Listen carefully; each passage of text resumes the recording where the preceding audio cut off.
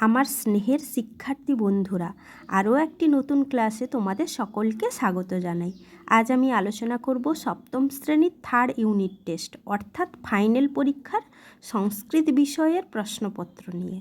ভিডিওটি শেষ পর্যন্ত দেখবে, আশা করি উপকৃত হবে। ক্লাসটি তাহলে শুরু করা যাক। তার আগে বলি, আমার চ্যানেলে নতুন যারা, তারা আমার চ্যানেলটিকে সাবস্ক্রাইব করবে আর অবশ্যই একটা লাইক করে দেবে। দেখো, পূর্ণমান কত থাকে? 70। প্রথমে আছে 1 নম্বরে আছে তোমার পাঠ্যপুস্তকে পঠিত যে কোনো একটি গল্প মাতৃভাষায় লেখো এবং নীতি কথাটি দেবনাগরী হরফে লেখো। তোমার পাঠ্যপুস্তকে যে গল্পগুলো আছে তার মধ্যে তোমার যেটা সবথেকে ভালো হয়েছে সেই গল্পটা লিখবে মাতৃভাষায় অর্থাৎ বাংলাতে লিখবে, আর কিন্তু নীতি কথাটি দেবনাগরী হরফে লিখবে। সেটা কত থাকবে? 6 + 2। গল্পটা লিখলে 6 আর নীতি কথাটা লিখলে 2। তারপরে দেখো 2 নম্বরে নীতি শ্লোকের প্রথম 4টি চরণ লেখো। তারপর 3-এর দাগে প্রশ্ন দেখো, বাংলায় অনুবাদ করো। যে কোনো 2টি থাকবে 6 নাম্বার করে। তোমাদের পাঠ্যপুস্তক থেকে যে কোনো গদ্যাংশ থেকে নেওয়া হবে, সেই গদ্যাংশের বাংলা অনুবাদ লিখতে হবে। এখানে 3টি আছে, 3টির মধ্যে যে কোনো 2টি করতে হবে, 6 নাম্বার করে থাকে। তারপরে 4-এর দাগে মাতৃভাষায় একটি বাক্যে উত্তর দাও। এই সমস্ত প্রশ্নগুলো পাঠ্যাংশ থেকে নেওয়া হয়েছে, তার উত্তরগুলো বাংলা ভাষায় করতে হবে, বাংলাতে দিতে হবে। 5-এর দাগে পৃথিবী ভূষণম রাজা বিদ্যা সর্বস্ব ভূষণম, এই শ্লোকটির ব্যাখ্যা করতে হবে। অথবা আরও একটা শ্লোক দেওয়া আছে, দুর্জন প্রিয়বাদী চ ননৈত বিশ্বাসকারো নম, এই শ্লোকটির ব্যাখ্যা করতে হবে। 2টো আছে, 2টোর মধ্যে যে কোনো একটি শ্লোকের ব্যাখ্যা করতে হবে, 5 নাম্বার থাকে। 6-এর দাগে দেখো, বন্ধনী থেকে সঠিক উত্তরটি বেছে নিয়ে লেখো।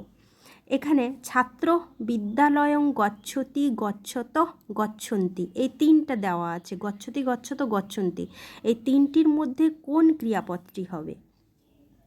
ছাত্র হচ্ছে প্রথম পুরুষ একবচন, তাই তার ক্রিয়াপদটি হবে প্রথম পুরুষ একবচনের। তাহলে প্রথম পুরুষ একবচনের কি থাকে?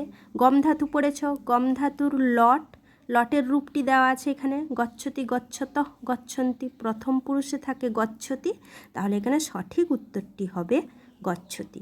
এইভাবে 5টি করতে হবে, যে কোনো 5টি করতে হবে, 1 নাম্বার করে থাকে। তারপরে দেখো, বৃক্ষে বিহগা বহুবচন বোঝাচ্ছে, তাই তার ক্রিয়াপদটিও বহুবচনের হবে, প্রথম পুরুষ বহুবচনের। এনে কুজতি কুজত কুজন্তি, কুজন্তিটা সঠিক উত্তর। এইভাবে করতে হবে, বন্ধনী থেকে সঠিক উত্তরটি বেছে নিয়ে লিখতে হবে। কৃষক ক্ষেত্রমং গমিষ্যতি হবে না গমিষ্যত না গমিষ্যন্তি। কৃষক যেহেতু একবচন, প্রথম পুরুষ একবচন, তাই তার ক্রিয়াপদটিও প্রথম পুরুষ একবচনের, তার মানে এখানে হবে গমিষ্যতি। কৃষক মাঠে যাবে, গমিষ্যতিটার লিট লকারের রূপটা দেওয়া আছে গম ধাতুর। তারপরে দীপ মিত্রেণ সহ কোনটা হবে? জাতি হবে না জাসি হবে না জান্তি হবে? এখানে দীপ প্রথম পুরুষ একবচন, তাই হবে জাতি, মানে দীপ মিত্রের সঙ্গে বন্ধুর সঙ্গে যাচ্ছে, জাতি। শিক্ষক বদিষ্যতি হবে না বদিস্বামী না বদিষ্যসী? এখানে বদিষ্যতি হবে, শিক্ষক হচ্ছে প্রথম পুরুষ একবচন, তাই বদিষ্যতি হবে। অহম মাতুলালয় কোনটা হবে? অহম হচ্ছে উত্তম পুরুষ একবচন, তাই তার ক্রিয়াপদটিও হবে উত্তম পুরুষ একবচনের।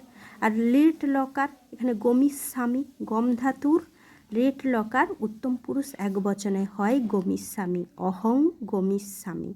তে বিদ্যালয়ং কোনটা হবে? তে হচ্ছে প্রথম পুরুষ বহুবচন, তাই এখানে আগচ্ছন্তি হবে। 7-এর দাগে দেখো, শব্দরূপ লিখতে হবে 4টি, যে কোনো 4টি 1 নাম্বার করে থাকে। তারপরে ধাতুরূপ 3টি, যে কোনো 3টি 1 নাম্বার করে। 9-এর দাগে হচ্ছে অব্যয়, অব্যয়গুলোর অর্থ লিখবে, তার সঙ্গে বাক্য লিখতে হবে। সন্ধি, এখানে সন্ধি যুক্ত করতে দেওয়া আছে। তারপরে কারক বিভক্তি, 11-এর দাগে হচ্ছে কারক বিভক্তি নির্ণয় করতে হবে। দশরথ ইতি নৃপ আসিত, দশরথের নিচে দাগ আছে, তাহলে ইতি শব্দটা আছে, এখানে ইতি হচ্ছে অব্যয়, লিখতে হবে কি ইতি অব্যয় যোগে প্রথমা বিভক্তি। এইভাবে করতে হবে। কারক বিভক্তি নির্ণয় করতে হবে, কোন কারক আর কোন বিভক্তি। তারপরে 12 দাগে আছে সংস্কৃতে অনুবাদ করো।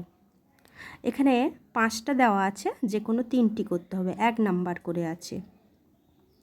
সংস্কৃত অনুবাদের অনেক ক্লাস আমি আমার এই চ্যানেলে করিয়েছি, তোমরা দেখলে আশা করি উপকৃত হবে। একদম প্রথম থেকে কিভাবে সংস্কৃত অনুবাদ করতে হয় তা আমি ধীরে ধীরে বুঝিয়েছি।